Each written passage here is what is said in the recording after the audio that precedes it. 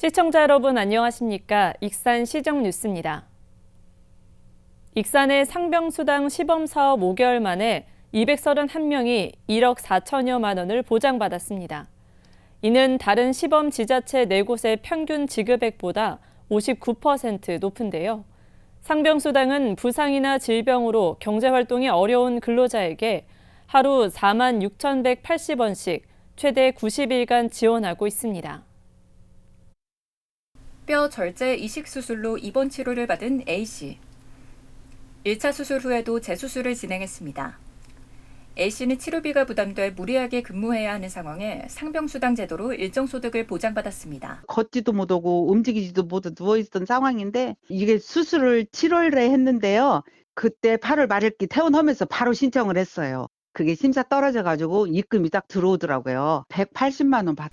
익산시는 지난 7월 3일부터 상병수당 2단계 시범운영 지자체로 선정돼 근로자 231명에 총 1억 3,900만 원을 지급했습니다. 이는 경기도 용인시와 안양시, 대구 달서구 등 다른 시범 지자체 3곳의 평균 지급 내용인 145건, 1억 100만 원보다 59% 높은 수당을 지급한 겁니다. 익산시가 도로 전역에 현수막 홍보, SNS 홍보뿐만 아니라 입원 병상 보유 병원과 사업장을 직접 방문해 상병수당을 홍보한. 상병수당은 3일 이상 입원 기록을 발급받아 퇴원일로부터 60일 이내에 제출 신청하면 지급받을 수 있습니다. 전국 시행에 앞서 1년여 기간을 앞두고 있는데 2024년도에도 상병수당이 익산 시민들에게 잊혀지지 않도록 전국 시행에 앞서 2년 먼저 혜택을 받고 있는 익산시. 유급병가가 없는 근로자들이 아프면 쉴 권리를 보장받고 있습니다. 익산형 근로청년수당에 대한 만족도가 매우 높게 나왔습니다. 익산시에 따르면 근로청년수당을 받고 있는 1,713명을 대상으로 조사한 결과 99%가 만족한다고 응답했습니다. 익산형 근로청년수당은 만 18세부터 39세까지 지역의 중소기업이나 중견기업에 근무하는 근로자에게 월 30만 원씩 3년까지 지역화폐로 지원하며 지난 2021년부터 시행되고 있습니다. 익산 금마면 일대에 백제왕궁 역사문화공간이 조성될 예정입니다. 익산시에 따르면 오는 2028년까지 408억 원을 투입하기로 하고 현재 기본계획 용역이 진행되고 있습니다.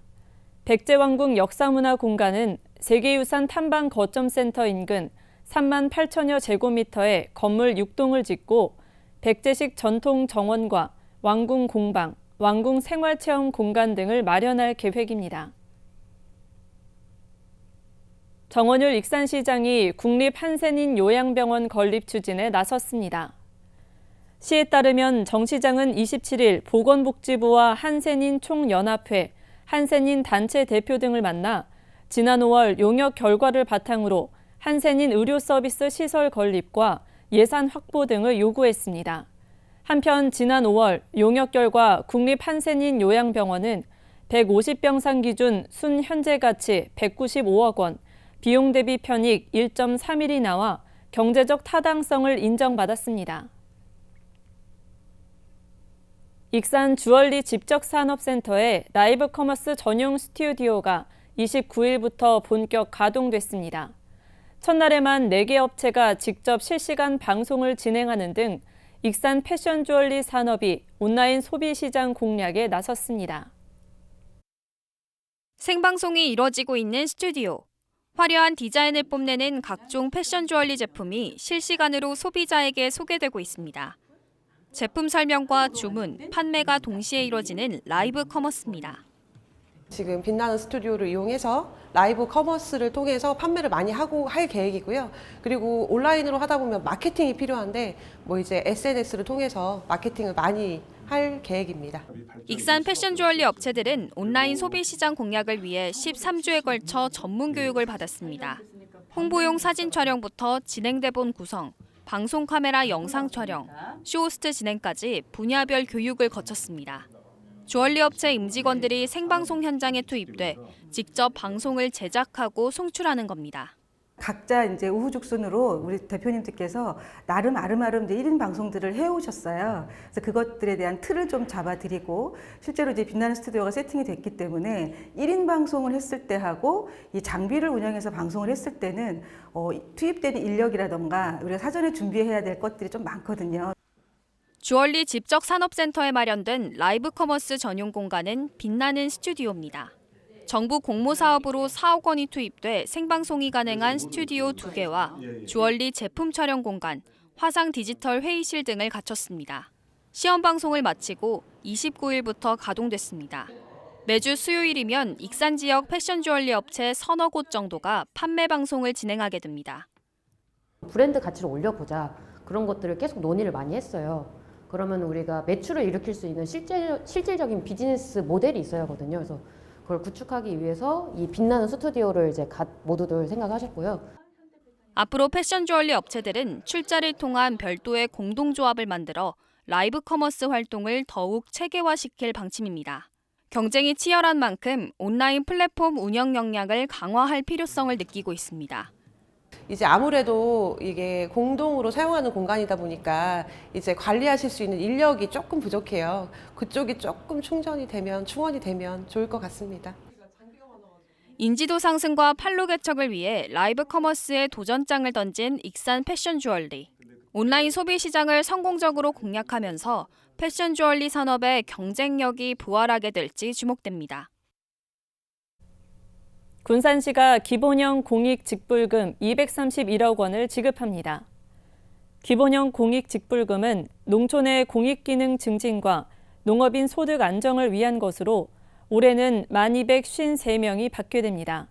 소농직불금은 경작 면적과 소득 등의 요건을 충족하면 120만 원이 정액 지급되고 면적직불금은 농가별 재배 면적에 따라 차등 지급됩니다. 익산 인화공원 내에 맨발로 걸을 수 있는 산책로가 마련됐습니다. 익산시는 12억 원을 들여 인화공원 내 산책로 4.2km 구간 중 춘포면 금곡마을부터 신평마을까지 이어지는 1.2km 구간을 맨발 산책로로 만들었습니다. 내년에는 인화공원 종점부터 춘포역까지 구간을 맨발 산책로로 만들 계획입니다. 익산시가 무인 측정기를 확충하는 등 악취 발생 감시를 강화했습니다. 최근 동산동과 인화동 일대에 악취 포집이 가능한 무인 측정기 2대를 확충했습니다. 이번에 설치된 측정 장비는 국가산업단지와 김제 용지면에서 도심 쪽으로 유입되는 악취를 집중 감시하며 실시간 측정 결과를 24시간 악취관리 시스템인 익산악취24로 전송합니다. 이로써 익산시 관내에 설치된 무인 측정기는 21대로 늘었습니다. 한편 지난 5월부터 6개월간 접수된 악취 민원 건수는 1년 전과 비교해 40%가 줄었습니다. 익산시가 오는 2029년 완공을 목표로 만경강 수변도시 조성 사업에 시동을 걸었습니다. 이를 위한 자본금 출자 동의안이 오는 20일까지 진행되는 정례회를 통해 심의될 예정입니다. 만경강 북쪽 141만 제곱미터 부지. 오는 2029년까지 만경강 강줄기를 따라 공동주택과 지식산업센터, 의료시설 등 대규모 주거단지가 들어설 예정입니다. 익산시가 자본금 50억 원 규모의 특수목적 법인 설립에 나서면서 만경강 수변도시 개발이 속도를 낼 것으로 보입니다. 특수목적 법인은 시가 51%, 민간 사업자가 49%를 출자하는 방식으로 설립될 예정입니다. 시는 이를 위해 출자금 25억 5천만 원을 내년도 예산안에 올렸습니다. 오는 20일 자본금 출자 동의안이 통과되면 내년에 법인이 설립될 것으로 보입니다. 시는 민간 사업자 참여를 위한 공모지침서 작성 용역을 추진하고 있습니다. 내년 상반기 민간 사업 시행자 모집 공고를 내고 사업 계획서를 검토한 후 우선 협상 대상자를 선정해 법인을 설립한다는 계획입니다. 앞서 시는 기본구상 용역과 타당성 조사에 이어 1,000여 명의 시민들을 대상으로 입주 의사 등을 묻는 설문조사에서 67.4%가 만경강 수변도시 조성에 관심이 있다고 응답했습니다. 또 절반 이상인 54.7%가 입주 의사가 있다고 밝혔습니다. 만경강의 자연환경과 교통강점이 적용된 수변도시 개발, 시의회 자본금 출자 동의안 통과가 관건입니다. 익산시 아동보육과 서헌희 주무관이 아동보호 서비스 우수상을 수상했습니다.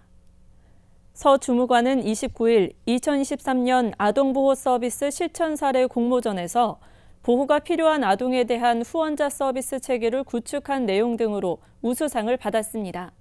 공모전에는 전국 아동보호 전담요원 580명을 대상으로 논리적 구성과 실천 계획의 타당성 등 5개 기준을 평가해 15개 사례가 선정됐습니다. 익산시가 내년부터 2년간 고향사랑 기부제 기부자에게 제공할 답례품 공급업체를 모집합니다. 모집 기준은 익산에 사업장을 두고 지역 특산품과 식품, 관광상품 등을 만드는 업체입니다. 12월 11일부터 사흘간 익산시청 행정지원과로 방문 접수해야 합니다. 익산시는 답례품 선정위원회 심의를 거쳐 최종 공급업체를 선정합니다. 익산시 도시관리공단이 체육시설을 통해 여가 활동을 활성화시키기로 했습니다. 이를 위해 온실 프로그램을 운영합니다. 이 프로그램은 체육시설의 여유 공간을 시민들에게 개방하는 것으로 15명에서 20명으로 구성된 소규모 모임이 요가와 에어로빅, 배드민턴 등을 신청하면 내년 상반기까지 공간을 대여합니다. 적용 대상은 국민생활관과 서부권역 다목적 체육관, 배산 실내 체육관입니다. 다음은 읍면동 소식입니다.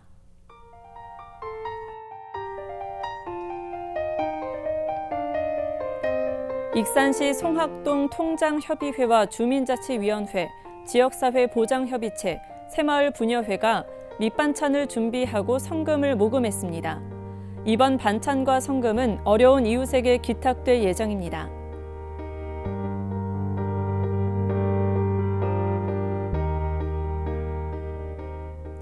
하멜여고 보건간호과 교사와 학생 4명이 지난 27일 직접 만든 수세미를 기부했습니다.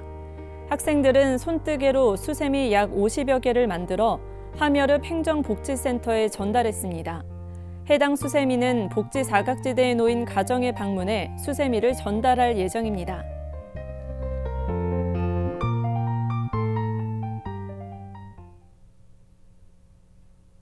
이것으로 익산 시정 뉴스를 마칩니다. 시청해주신 여러분 고맙습니다.